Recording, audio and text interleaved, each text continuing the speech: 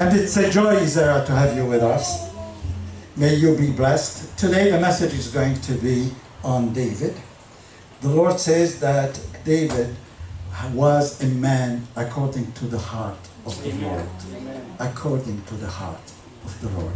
So this is going to be the message. I'm sorry you're not going to get everything, but be blessed for it, whatever Eliud is going to translate.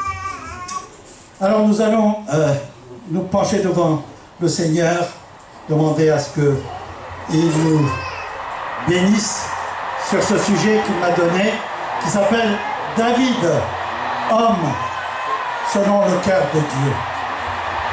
Ô Seigneur, nous voulons te demander à ce que tu ouvres nos cœurs, que nous puissions comprendre ce que tu veux nous dire au travers de ce message, Seigneur. Que chaque parole qui sorte de ma bouche soit une parole qui vienne de toi. Que tu me fasses effacer devant la majesté de ton Esprit Saint, Seigneur. Afin que, Seigneur, chaque chose que je dirai vienne de toi et non de moi. Je veux te demander à ce que tu ouvres l'assemblée, les cœurs des personnes qui sont là, afin qu'ils comprennent aussi, Seigneur, combien ta parole est riche, ta parole enseigne et ta parole nous bénit et nous dirige.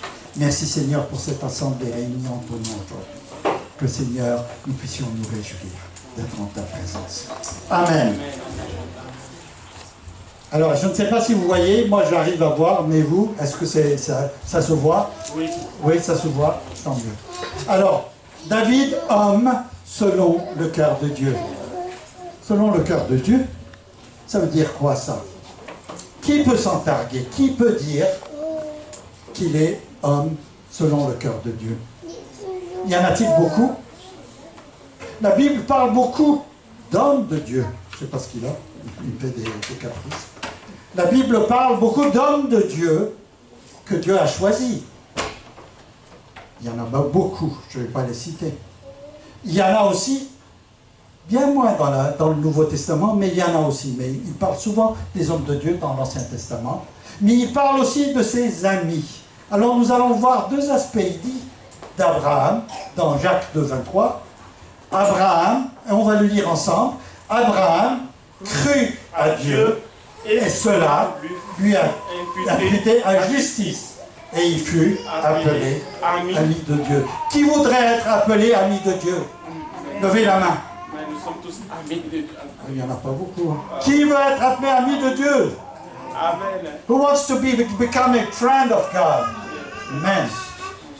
Et il dit à propos de Moïse, on va dire aussi, l'Éternel parlait avec Moïse face à face, comme un ami parle à son ami. N'est-ce pas merveilleux? D'être assis à côté du Seigneur, pratiquement, et de dire, face à face, je vais te parler, d'ami en ami. N'est-ce pas merveilleux? N'est-ce pas un avantage extraordinaire que Moïse ou Abraham avaient? Mais il parle aussi de beaucoup d'autres qualificatifs qu'il nous donne. Et ça, c'est la richesse de la parole de Dieu et la bonté de Dieu. Il nous traite de frères. Jésus parle, nous dit dans Hébreu, que nous sommes ses frères. Au moins par 2 fois dans Hébreu. Mais il dit aussi que nous sommes sa famille. Qui est le Dieu qui peut dire que nous appartenons à sa famille? Est-ce qu'il y a d'autres dieux? Est-ce qu'il y a d'autres dieux qui peuvent dire qu'ils sont de notre famille, que nous sommes de leur famille? Il n'y en a aucun. Mais il nous appelle aussi quoi? Jésus, à longueur de ces 3 années qu'il a passées sur cette terre, qu'est-ce qu'il nous disait? Bien-aimés. Il nous appelait quoi? Des bien-aimés. Ça veut dire quoi, bien-aimés? Ça ne veut pas dire aimer, c'est bien aimer, c'est au-delà d'aimer. C'est au-delà de dire qu'il nous aimait. Il nous a aussi appelés ses enfants. Est-ce que nous pouvons targuer d'être ses enfants? Oui. Nous pouvons targuer d'être appelés les enfants de Dieu. Il nous a fait quoi? Dit Éphésiens, héritiers et co-héritier. Co-héritier de qui? De Jésus-Christ. co-héritiers de Christ. Nous sommes les héritiers de Dieu en même temps que Jésus-Christ. Pourquoi? Parce que nous méritons quelque chose? Pas du tout. Nous sommes co-héritiers parce que nous sommes quoi? Touchés par la grâce de Jésus. Il nous a appelés ici tous présents l'épouse. Et qu'est-ce qu'il fait pour l'épouse actuellement? Il prépare les noces de l'épouse. C'est déjà en préparation. Il y aura un temps où nous allons être avec lui réunis, enfin, la noce de l'agneau avec son épouse. Il nous appelle quoi? Des disciples. Ça veut dire quoi, disciple? Disciple d'un Dieu. Qu'est-ce que ça veut dire d'être disciple d'un Dieu? Est-ce que d'autres religions peuvent dire qu'ils ont des disciples de Dieu? Aucun. Il n'y a aucune religion. Il n'y a aucun Dieu qui peut dire que nous sommes ses disciples, que nous sommes des apôtres. C'est des gens à part, qu'il a choisi, qu'il a dit, je vais vous envoyer. C'est quoi un disciple? C'est celui qui est enseigné et qui va enseigner. C'est ça un disciple. Ça veut dire suivre les préceptes de son maître. Il a fait de nous des prophètes. Il a fait de nous des prophètes. Dans Éphésiens, à nouveau, chapitre 4, il appelle que certaines qualifications, dont que nous sommes des prophètes. Ça veut dire quoi être prophète de Dieu? Ça veut dire prendre de la parole de Dieu et donner au peuple. C'est prendre une mission, prendre quelque chose que le Seigneur nous donne pour le porter à la portée des autres frères et sœurs. Il nous a fait aussi des représentants, des pasteurs, des enseignants, et j'en passe. Alors, il nous a donné des tas de qualificatifs. Mais David, lui, c'est l'homme selon le cœur de Dieu. Y en a-t-il un autre dans la Bible? Y en a-t-il un autre qui est appelé l'homme selon le cœur de Dieu? Eh bien, il n'y en a pas. La Bible ne parle que de David pour dire qu'il est celui qui est selon le cœur de Dieu. C'est quelque chose d'extraordinaire. C'est quelque chose d'extraordinaire. David, littéralement, et on a vu qu'il nous a appelés les bien-aimés, mais David lui-même, son nom, c'est le bien-aimé. Et qu'est-ce qu'il dit? Il dit, ton règne ne durera point. L'Éternel s'est choisi un homme selon son cœur. Et l'Éternel l'a destiné à être le chef de son peuple. Dieu cherche le vrai homme selon son cœur. Et il en a choisi un. Il en a choisi un. Nous allons voir quelques aspects de la vie de David. On se demande, mais pourquoi? Pourquoi Dieu l'a choisi, lui?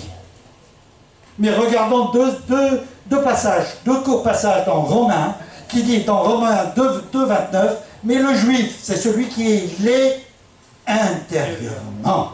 Et la circoncision, c'est celle du cœur, selon l'esprit et non selon la lettre. La louange de ce juif ne vient pas des hommes, mais de Dieu. Alors quand nous voyons ce que David a fait, il a fait beaucoup de choses, nous allons voir plusieurs aspects de sa vie, mais il a fait une chose extraordinaire. Il a écrit des psaumes qui sont jusqu'à présent inégalables en beauté, inégalables en poésie, inégalables en contact et en communion avec son maître. Et ça, c'est ce que David est. Et dans Romains 24, il dit, c'est pourquoi Dieu les a livrés à l'impureté selon les convoitises de leur cœur. Alors, ils déshonorent eux-mêmes leur propre corps. Alors que David est autant là-dedans, c'est-à-dire qu'il est en communion, c'est un vrai, entre guillemets, juif, c'était un Israélite, dans ce sens-là, mais il est autant amené à vivre une part de sa vie en concordance avec ce que dit Romains 1, 24. David était un berger, c'était un homme vaillant, c'était un musicien, un poète, c'était un homme de guerre, c'était un roi. David, berger, il était pratiquement insignifiant. Mais Dieu transforme David de berger à roi. Et Samuel va aller choisir parmi les enfants de Isaïe, son père. Il va dire c'est celui-là. Alors qu'il n'avait ni les qualificatifs, ni la carrure de ses frères, mais Dieu va dire c'est celui-là. Personne n'a compris. Sûrement pas son père ou sa famille, mais Dieu dit c'est celui-là. L'Éternel adressa la parole à Samuel et lui dit: je me repens d'avoir établi Saül pour roi, car il se détourne de moi et il n'observe point mes paroles. Samuel fut irrité, il cria à l'Éternel toute la nuit. Et Dieu lui dit: va, c'est Samuel, toi, tu es obéi à ce que je dis, ne sois pas irrité, moi j'ai un plan pour ce roi qui va remplacer Saül. Et c'était qui ce roi? C'était David. Et dit: Dieu n'est point un homme pour mentir, ni fils de l'homme pour se repentir. Ce qu'il a dit, ne le fera-t-il pas? Ce qu'il a déclaré, ne l'exécutera-t-il pas? Dieu va exécuter son plan après David. Et pourquoi? Parce que David va être de l'ascendance, c'est-à-dire qu'il va être de l'aïeul, le grand aïeul, de qui? De Jésus. Et que dans sa descendance, il va y avoir Jésus. Et que cette préparation est essentielle. Et nous allons lire ce passage de 1 Samuel 16.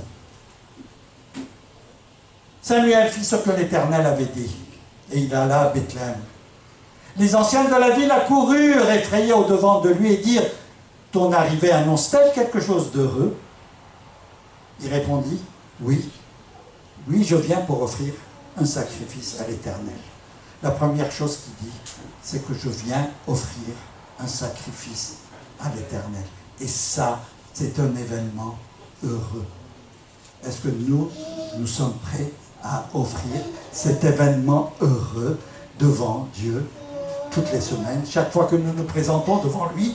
Est-ce que nous sommes prêts à dire qu'on est venu offrir un sacrifice de bonne odeur, dit la parole de Dieu? Est-ce que nous sommes ce sacrifice de bonne odeur pour Christ? Sanctifiez-vous et venez avec moi au sacrifice. Alors il convie le monde entier, ceux qui étaient présents. Il dit: venez avec moi, venez. Il faut aussi sanctifier Isaïe et ses fils. Et c'est la préparation, je dirais, c'est l'intronisation, c'est l'introduction de David. Et il dit, ça saute de tout part. Lorsqu'ils entrèrent, il se dit en voyant Eliab: certainement, loin de l'Éternel est ici devant lui. Et l'Éternel dit à Samuel: ne prends point garde à son apparence et à la hauteur de sa taille, car je l'ai rejeté. L'Éternel ne considère pas ce que l'homme considère. L'homme regarde à ce qui frappe les yeux, mais l'Éternel regarde au cœur. Et il loignit au milieu de ses frères. Tout simple. Tout simple. Il dit: toi, tu es loin de l'Éternel. Qu'est-ce que Samuel avait loin avant David? Saül. Saül avait été loin parce que Dieu l'avait dit. Et d'où l'irritation de Samuel. Il dit: mais tu m'as demandé de oindre Saül. Et maintenant tu dis: je me repens. Ça c'est 1 Samuel 15. Je me repens d'avoir établi Saül pour roi. Est-ce que Dieu est Dieu pour se repentir de ce qu'il a fait? Non, il dit non, non. Dieu n'est pas un homme pour mentir ou pour se repentir. Dieu n'est pas un homme comme cela. Dieu, quand il décide, il exécute ce qu'il a décidé. Alors qu'est-ce qu'il est en train de dire? Que je me repens d'avoir établi Saül pour roi. Ça veut dire que ce que j'avais prévu, Saül ne l'a pas exécuté. C'est pas lui qui se repent, c'est Saül qui, dans son attitude, a désobéi à Dieu. Et il dit, il y a un autre plan. Dieu est un Dieu de deuxième plan. C'est un Dieu qui nous donne une seconde chance. Nous avons un Dieu d'une seconde chance. Et il va donner cette chance au peuple d'Israël au travers de qui? Au travers de David. Plus loin, il est dit, l'Esprit de l'Éternel saisit David à partir de ce jour et dans la suite. À partir du moment où il a été loin, l'Esprit de l'Éternel saisit David. À à partir de ce jour et dans la suite. Et nous allons voir que ce n'est pas parce qu'il a été saisi par l'Esprit de Dieu qu'il va être obéissant jusqu'au bout. Nous allons voir plusieurs aspects. Mais David, pour Dieu, était un vaillant, d'après le cœur de Dieu. Et il avait commencé déjà, même avant d'être loin, parce qu'il avait été défié Goliath. Alors le peuple de Dieu, devant les Philistins, devant ces géants de Goliath, avait peur. C'était des poltrons. Ils n'osaient pas y aller. Et Goliath se moquait d'eux. Il les regardait d'en face et il les défiait. Et qui se présente? Présente un petit bonhomme, un berger. Il se présente devant lui et il lui dit quoi? Il lui dit, moi j'ai ma fronde et ça me suffit. Je vais y aller avec ma fronde. Et Saül lui dit, attends, je vais te donner mon armure et toute ma lance, mon épée et tout le bazar. Et Dieu me attendez, moi j'ai pas besoin de ça. Ça me gêne plus qu'autre chose. Et il va se débarrasser de tout ça. Parce que lui, il combat avec qui? Il combat avec Dieu. Et ça, c'est ce que Dieu a trouvé de bon dans David. Alors qu'il n'avait pour le moment, aucune autre chose que se présenter devant Goliath, David a le cœur d'après Dieu. Et ce que Dieu aime, c'est ce berger, ce petit, qui va oser y aller tout seul avec Dieu. Parce que ce n'est pas lui qui combat, il sait que c'est Dieu qui combat pour lui. Mais David aura d'autres Goliaths dans sa vie. Premier Goliath, dans la déportation et la fuite, le respect de Saül, loin de Dieu. David, exceptionnellement, parce que Saül a été loin par Dieu, il va surmonter l'énormité de sa fuite vis-à-vis de Saül. Il va aller jusqu'à couper un morceau de son manteau, mais il ne va pas le toucher. Et ça demande un esprit, un cœur selon le cœur de Dieu. Ça n'est pas donné à tout le monde. Il avait l'occasion de le tuer, de se débarrasser de son ennemi, et de celui qui le poursuivait, mais il ne l'a pas fait. Deuxièmement, David va être confronté en tant que roi à des situations incroyables. Moi, j'appelle ça des situations incroyables.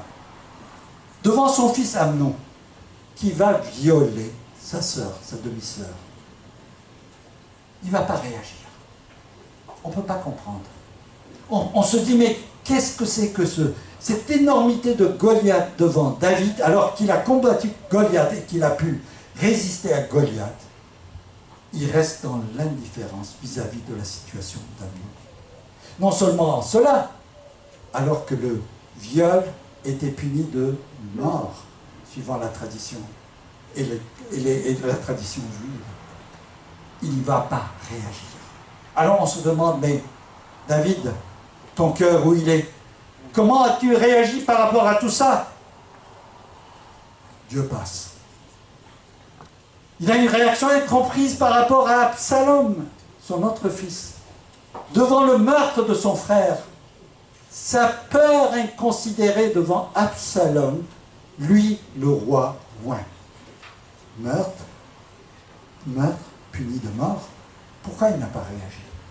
Qu'est-ce qui se passe dans la tête de David? Ou est-ce que David, loin, alors qu'on a envie tous de dire qu'il est un Superman, eh bien il ne l'est pas. David n'est pas un Superman. David est confronté à des Goliaths dans sa vie. Et il va rester aussi neutre. Non seulement il va rester neutre, mais il va même permettre à son fils Absalom de revenir à Jérusalem. Sa convoitise pour Bathsheba. Alors qu'il avait tant et tant de femmes, alors que l'adultère est puni de meurtre, de mort, qu'est-ce qu'il fait lui? Il commet l'adultère. Et cet adultère va l'amener jusqu'au meurtre. Et on se dit, mais David, celui qui est calme, il est tellement content sur Jérusalem qu'il danse. Et Mika, sa femme, sa première femme, la fille de Saül, va blâmer. Il va y avoir rupture dans sa famille avec sa première femme. Il va y avoir incompréhension entre les deux.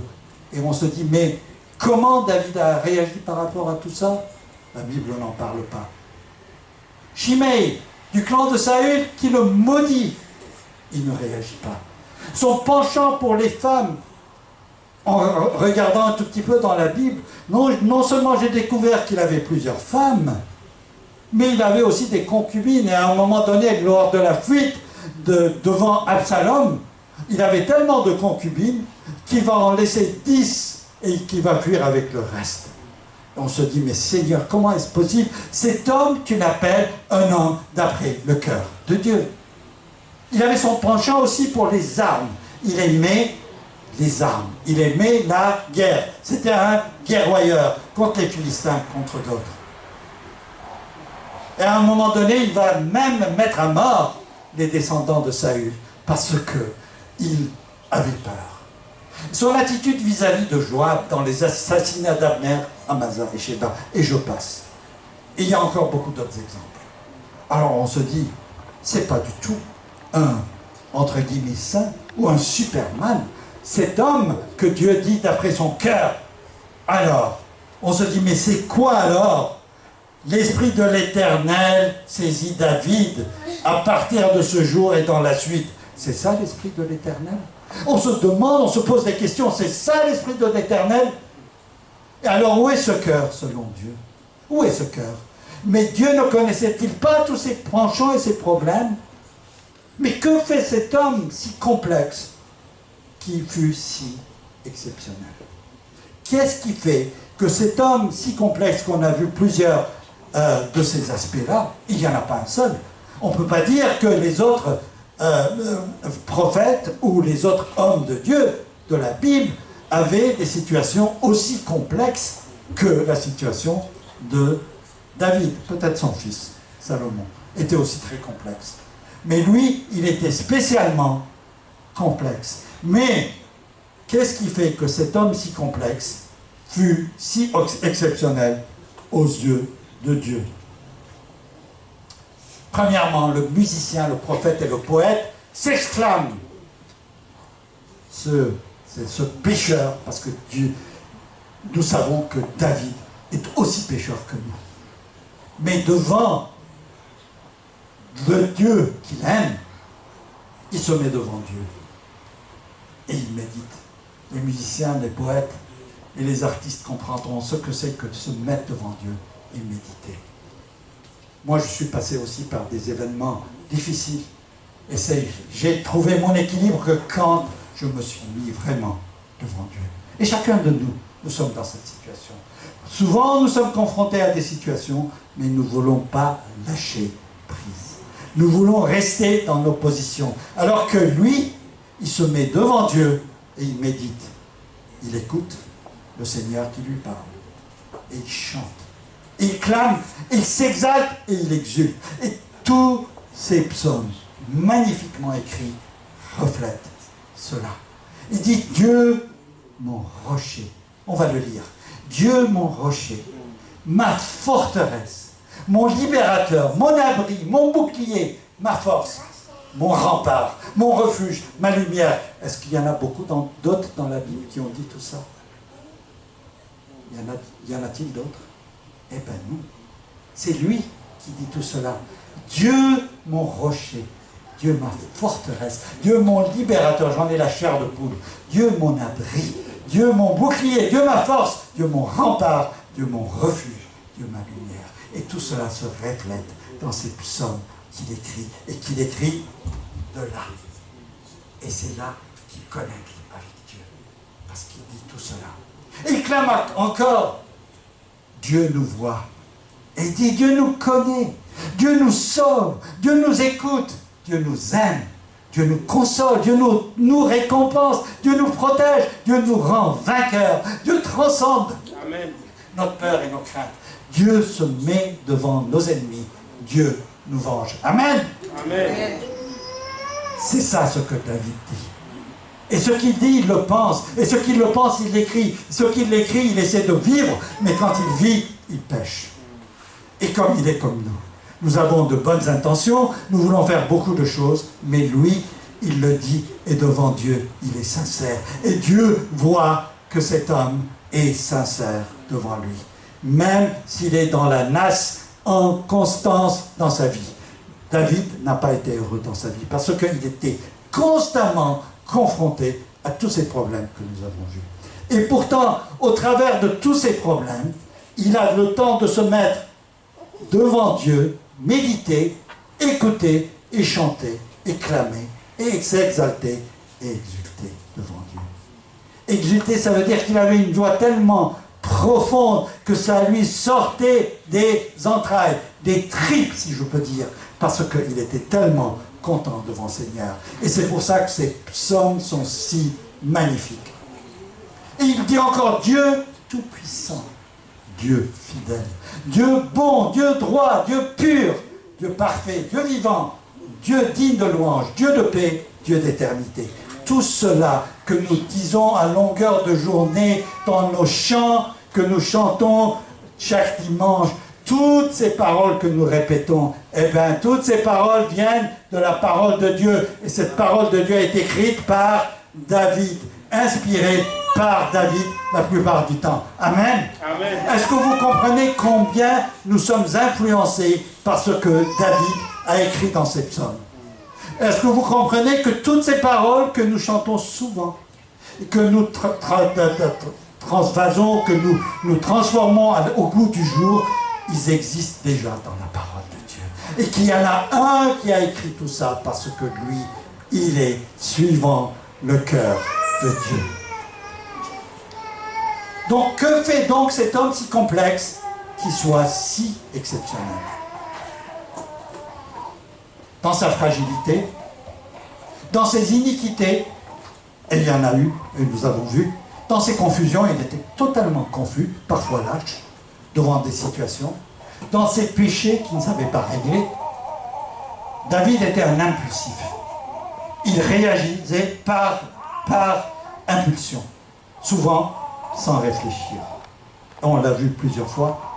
Même aller devant Goliath, c'était un acte irréfléchi. Parce que s'il avait réfléchi une seconde, jamais il l'aurait été. Vous comprenez ce que je dis? Est-ce que vous comprenez que c'est important qu'il fût impulsif? Et Dieu voulait qu'il fût impulsif, parce que quand il est impulsif, il regarde Dieu. Il y va avec le courage de Dieu.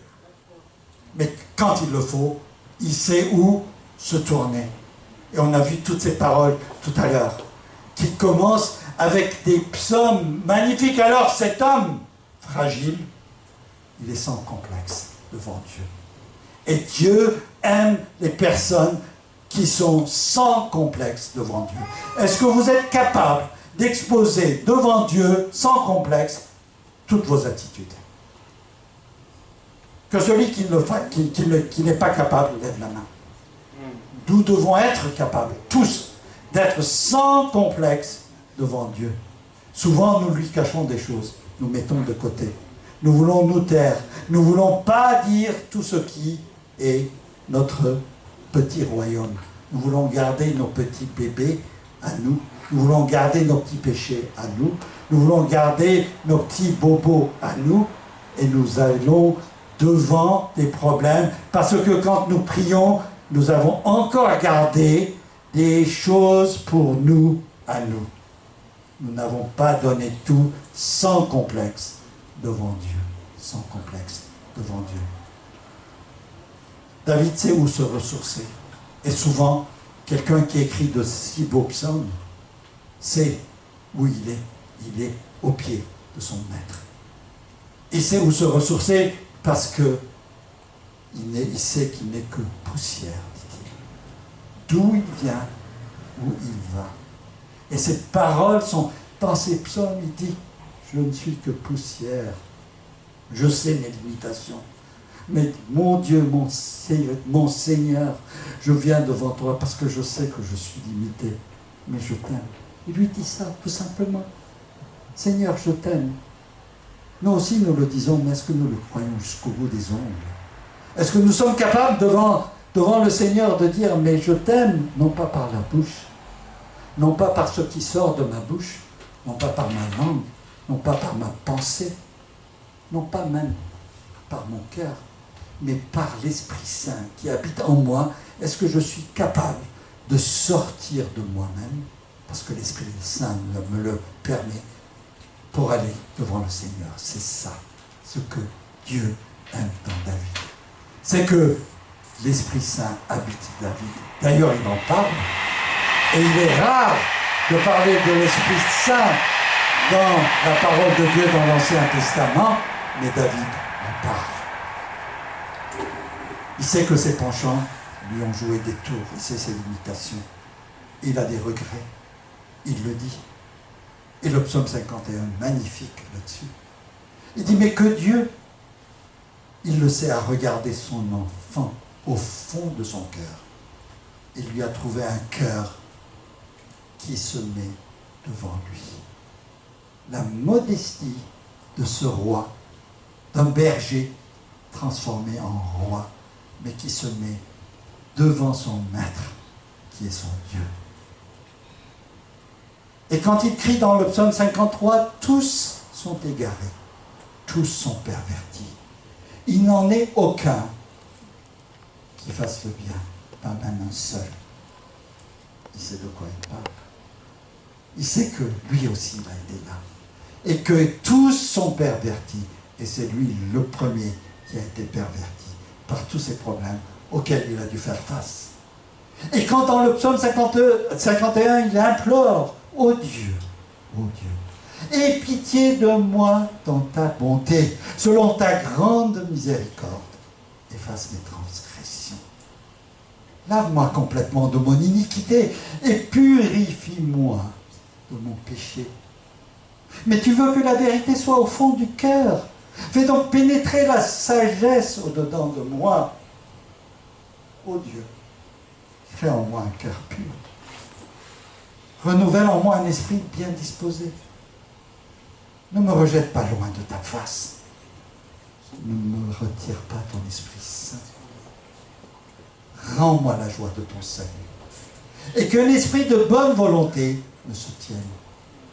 J'enseignerai tes voies à ceux qui le transgressent, et les pécheurs reviendront à toi. Ô Dieu, tu ne dédaignes pas un cœur brisé et contrit. C'est probablement un des plus beaux passages de la Bible. Ce psaume 51, chaque fois que je lis ce psaume 51, il y a un esprit de repentance qui entre en moi. J'en suis persuadé, vous aussi. Alors nous allons passer quelques secondes, avant que je continue, à méditer sur ces paroles du psaume 51 devant le Seigneur, pour que nous disions ces choses-là au Seigneur, là, tout de suite, afin que le Seigneur puisse pénétrer dans vous cet esprit qui habitait David. Passons quelques instants.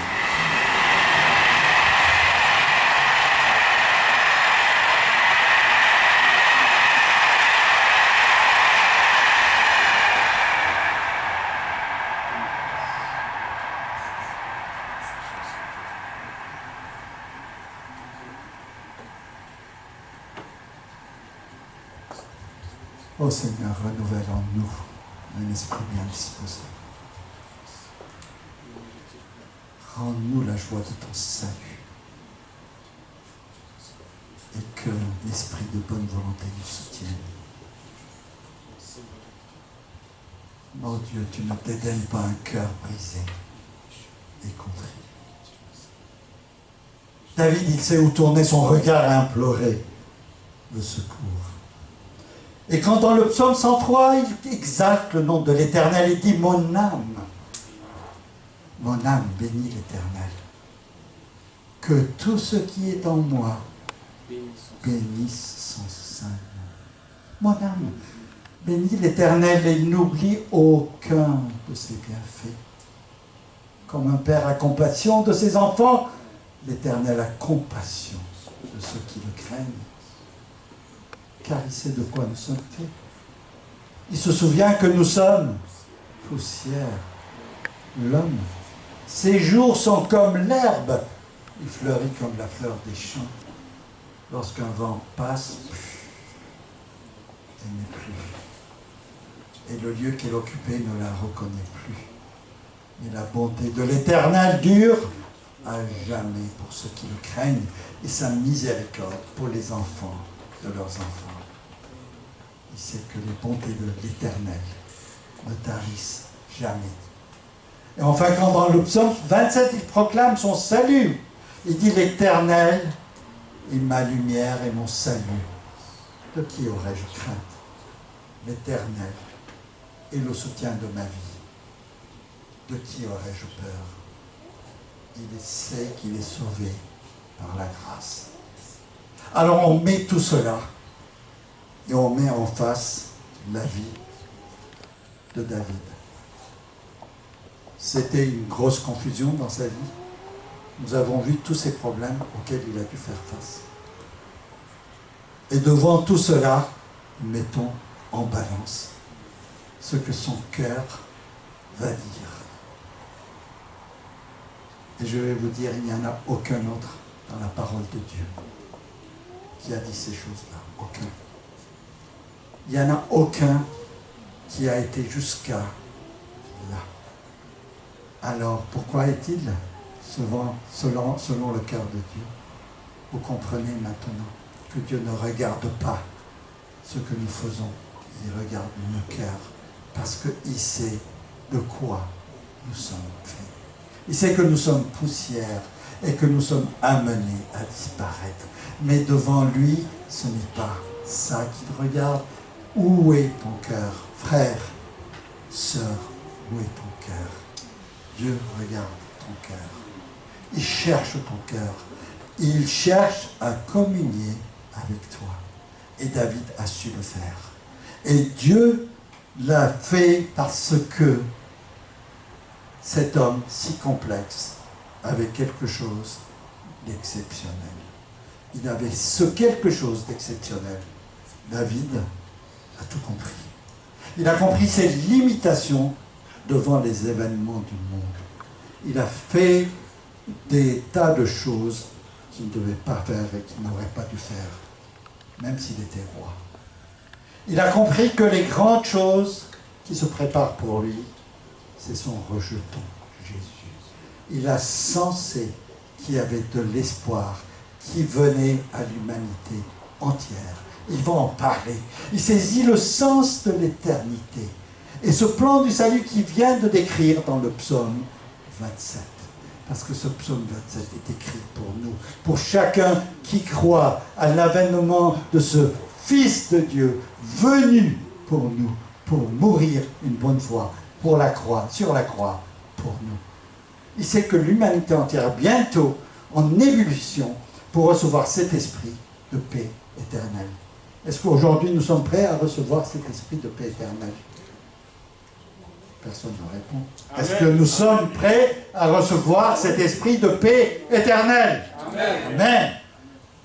Et dans le brouhaha de sa vie, l'espoir est suscité pour cette humanité en détresse. Beaucoup des hommes de Dieu cités dans la Bible ont du mal à comprendre ce qu'ils écrivaient. Mais nous, avec David, nous comprenons ce qu'il écrit. Pourquoi est-il un cœur suivant le cœur de Dieu? Parce que justement, lui, c'est ça. Lui, c'est ça qu'il a compris. Que nous, souvent, nous avons du mal à comprendre. Les autres n'ont pas compris non plus. Mais Dieu savait qu'est-ce qu'il faisait avec David. Et ce qu'il a fait, et c'est quelque chose d'exceptionnel. Alors David doit être un modèle pour nous. Nous n'allons pas atteindre ce qu'il a pu atteindre, parce qu'il était constamment devant le Seigneur et qu'il recherchait sa face. Alors apprenons quand même à aller chercher sa face, à aller chercher ce que nous avons besoin pour connecter avec notre Dieu. Alors notre qualité de relation avec Dieu va être complètement différente. Nous allons pécher. Ça, c'est la bonne nouvelle, quelque part. Parce que quand nous péchons, nous avons besoin de lui. Si nous n'étions pas pécheurs, nous serions prétentieux et on n'aurait plus besoin de Dieu. Je ne dis pas qu'il faut pécher, je dis simplement que parce qu'il y a le péché, nous savons où aller, où nous ressourcer. Et David l'avait compris. Et nous aussi, nous pouvons comprendre l'Éternel et le soutien de notre vie. Voilà ce que je voulais partager cet après-midi avec vous. Je crois que dans la vie de David, il y a quelque chose de si spécial, de si extraordinaire, mais que nous pouvons aussi essayer d'appliquer. Il y a eu d'autres grands hommes dans la parole de Dieu. Eux aussi sont de bons exemples à suivre. Paul, Pierre, les autres. Chacun a son caractère, chacun a son tempérament, chacun a sa façon de parler, de penser, de présenter la parole de Dieu. Mais lui, il avait quelque chose de spécial.